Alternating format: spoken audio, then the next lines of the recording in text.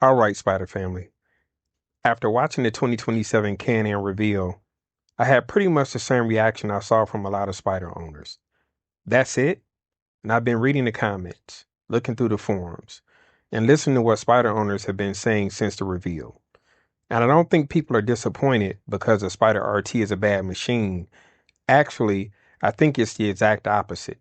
The Spyder RT is still a very good machine. The problem is, BRP really didn't give existing RT owners a reason to want another one.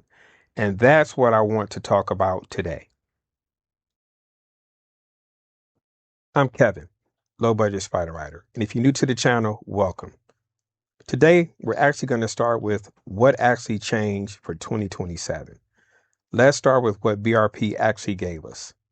On the premium Sea to Sky, we got TPMS sensors, updated seat materials, the return of the travel bags, and a new premium gray color. And BRP is bringing its new on-road navigation to compatible machines with a 10.25-inch display. Those are improvements. I'm not going to pretend they're not. But here's the problem. If you've already got a late model Spyder RT sitting in your garage, is any of that enough to make you trade it in? That's where I think the disappointment is coming from. What stood out the most about the reveal to RT owners was looking at all the work that BRP put into the Riker. And I'm not mad about that. The Riker deserves a great deal of attention too to make it relevant for 2027. But if you were sitting there watching the reveal as an RT owner, you were probably thinking, okay, we see what they did with the Riker, so when is it going to be our turn? Because what a lot of Spyder RT owners were wanting to see was not another color, not another accessory, but something substantial. And when we say substantial for some, that means improvements to the 1330 Rotax. Now, the 1330 Rotax has been around for a long time. And let me make something clear. I like the engine. It's proven, it's reliable, it does what it's supposed to do. I'm not saying BRP needs to throw away a good engine just because it's old, but eventually people want to see progress. More horsepower, more torque, maybe even better fuel economy. Maybe a completely new generation of the Rotax. Something. Because when somebody is spending $30,000+, or in the case of a 2027 Sea to Sky starting around $35,000, it's reasonable for them to ask, what's new here? Not what's a different color, what's actually new. And then there's the suspension.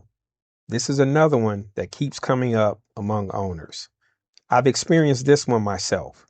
There are Spyder owners spending their own money upgrading shocks, sway bars, springs, and other components, trying to get more out of a premium touring machine they already paid a premium price for.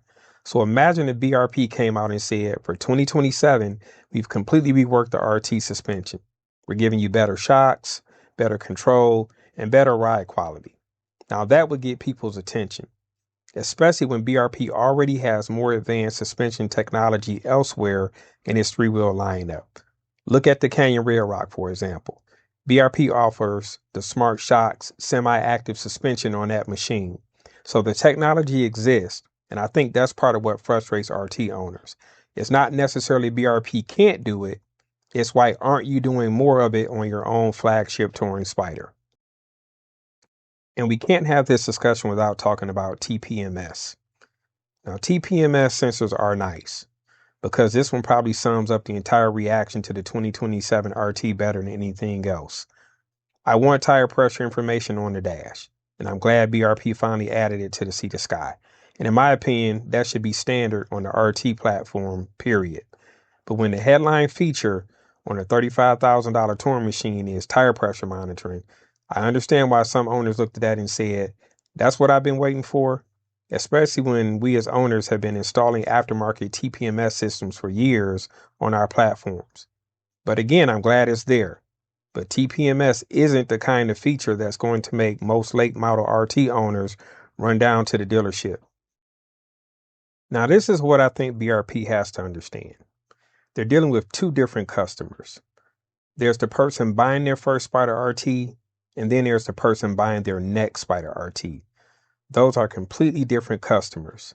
If you've ever owned an RT, The 2027 Spyder RT is still an impressive touring machine.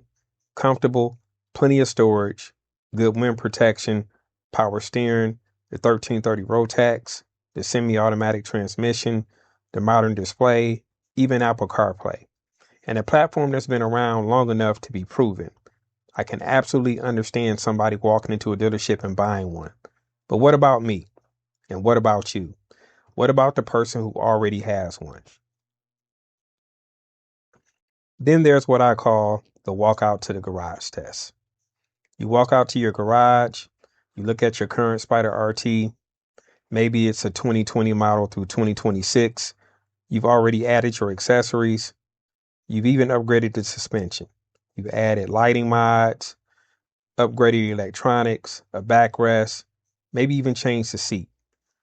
Maybe you've got thousands of dollars invested in making that Spyder exactly the way you want it. And now BRP shows you the 2027. You ask yourself one question. What does that Spyder do that mine doesn't? And then you ask the harder question. Is that difference worth starting over? Another $30,000+, another round of depreciation, buying accessories again, setting the machine up again. For what? TPMS sensors, different seat material, travel bags that they've already had before, a new color? And I think that's the question a lot of owners are asking. Now, when I think about all of that, we also have to look at the business side of this. Because here's the one piece of BRP's financial information I think actually matters to this conversation. BRP says the worldwide three-wheel market has gotten smaller. But BRP also says something very interesting. Its high-end Spyder lineup has been performing better than its entry-level three-wheel products.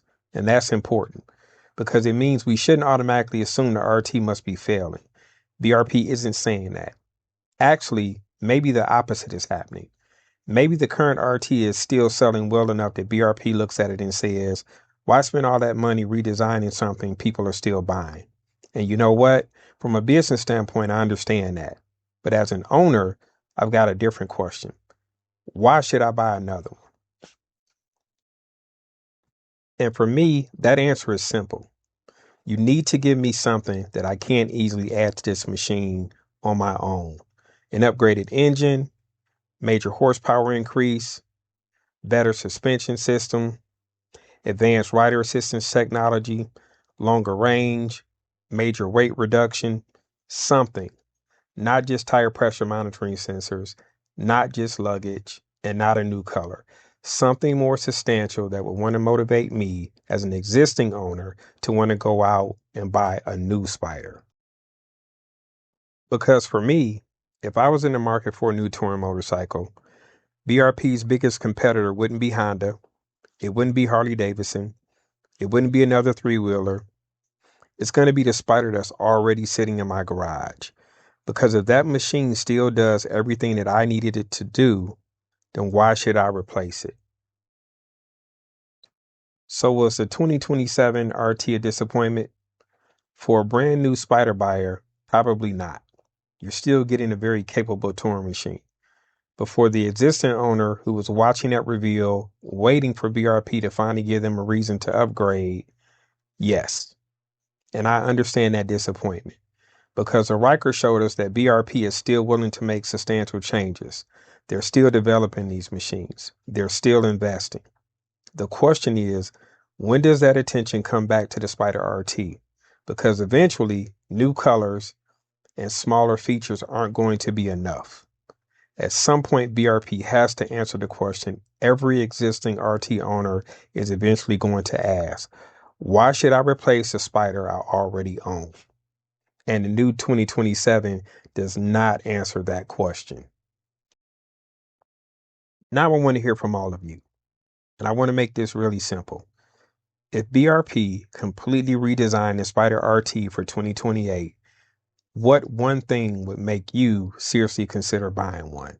Is it more horsepower, a new engine, better factory suspension, better technology, a lighter riding platform, something completely different? And here's the important part. Would that change actually be enough for you to spend $30,000+ or more and trade in your existing Spyder? Put that down in the comments, because I think that's the real challenge BRP has going forward. The hardest Spyder RT to sell might not be someone's first one.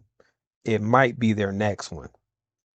If you find this type of ownership content useful, subscribe to the channel so you don't miss my next video. And remember, live for the experience and definitely enjoy the ride. Peace.